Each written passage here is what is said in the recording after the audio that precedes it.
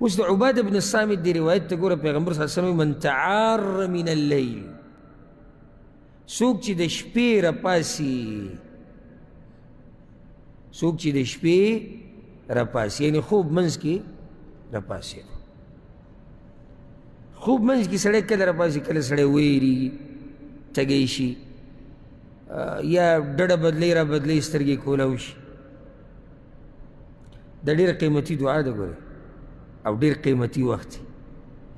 ته چې کله ډډه بدلی را بدلی او لږ راویښ شي نو دا بعض نیم دا کمبل ښه په ځان راټیټ کړي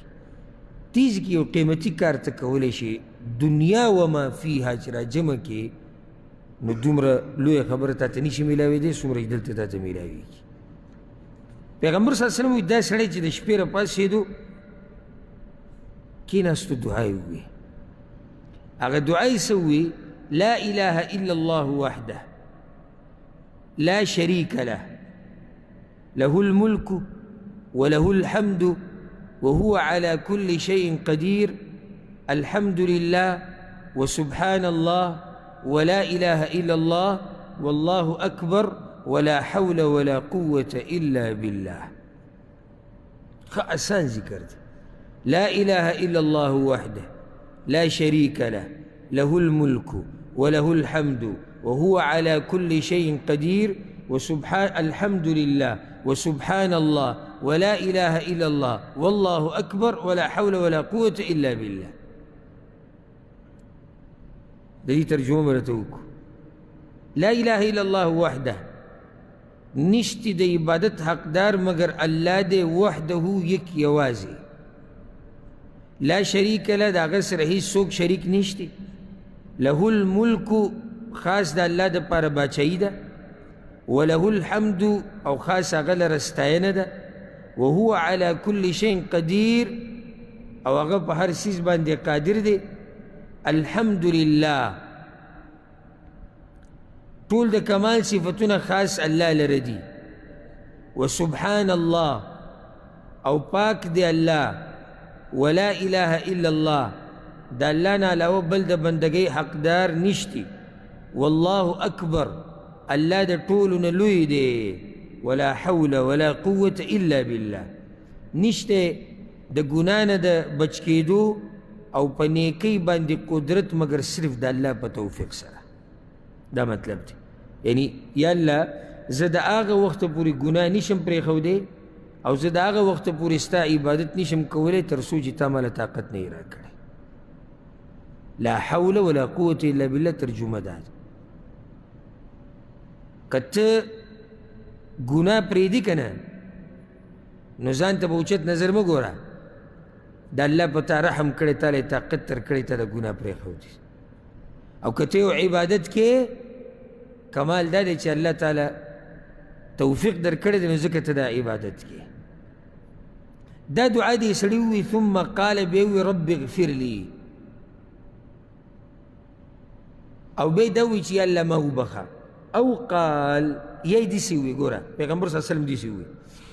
دې سړي دا الفاظ وی د الفاظ چاته یاد دي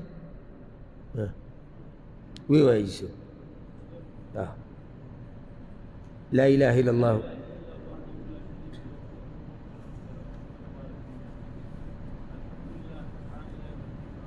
ولا اله الا الله بارك الله فيك دا کلمات تی وی ثم دعا پیغمبر صلی الله علیه وسلم بیا دې سړي دعا وغوښته یعنی خپل ځان دپاره د الله نه څه حاجت و هغه یې وغوښته استجیب له الله به د ده دعا قبلوي او صرف دا نه فإن توضأ وصلى او که چېرته دا سړی د طلایي نه پاڅېدو چاردامې وکړو مونځ یې وکړو قبلت صلاته دغه مونځ ولم الله قبلوي اوس ګوره دې فضیلت وظیفه ده او یاده یې کوي او څه په نمونو ناشنا وظیفه ده دا په وظیفو پسې چې ګرځي څومره اوچته وظیفه ده ستا څه مسله ده وایي زما کار نشته ستا څه مسله ده بچي نشته څه مسله یې ده غربت دی څه مسله یې بیمار څه مسله ده دا ده او دا او دې نه علاوه چې الله مې وبخي الله راباندې رحم وکړي الله علم راکړي الله عزت راکړي الله کامیابی راک زه ته وظیفه ښیم که نه د شپې چې کله هم راپاڅېدې په خوب کې چې کله هم راپاڅېدې دغه دعا ووایه دغه کلمات ووایه بیا پسې دعا وغواړه پیغمبر ګرنټي درکوي دا دعا قبلېږي زه نه وایم دا د پیغمبر خبرې دي او بیا په هغې پسې زیاتي الله اکبر چې مونځ دې وکړو دا مونځ هم قبول کړی شوی مونځ دی پوه شوي به که نه عملي کوي به یې که نه څه دومره ګران کار دی ته چې خوب کې راپاسې او تږی شوی اوبه پکې څکې که نه څکې ښه پاسې ښه اوبه څکې ښه بلکې دا د موبایل دا نشهیز پکې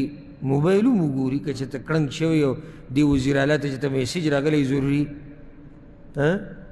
ګوري پکې موبایل که ته د هغې په ضد دا ووایې لا اله الا الله وحده لا شریک له له الملک وله الحمد څه به دا ټیم درته شمار کړم چې بیا نه وایي چې څومره اوږده دعا یې راته ښوولی ګوره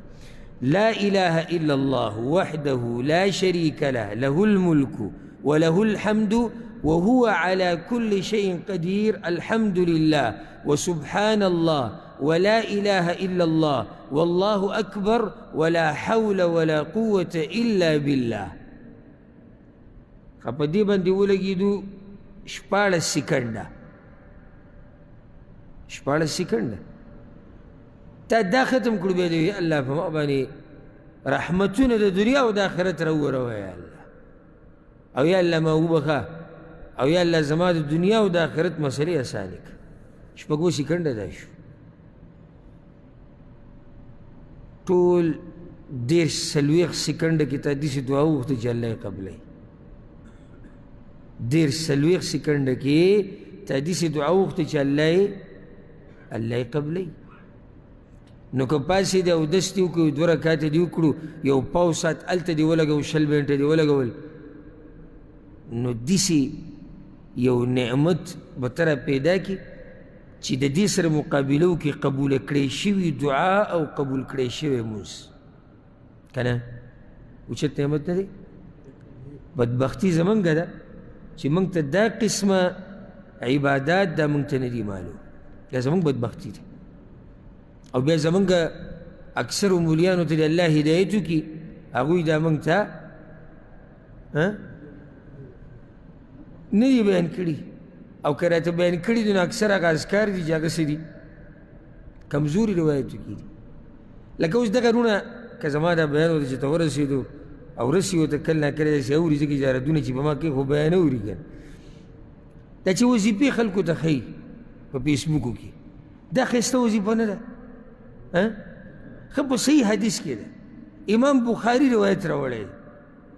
امام ترمیزي راوړی ښه صحیح سند والی روایت دی بیان یې که خلکو ته نو ولې موږ سره د دې صحیح وظیفو څه کمی راغلی دی چې موږ کمزوري شروع کړو صحیح را سره ښه ډېرې شتي نو کمزورو ته څه ضرورت دی که نه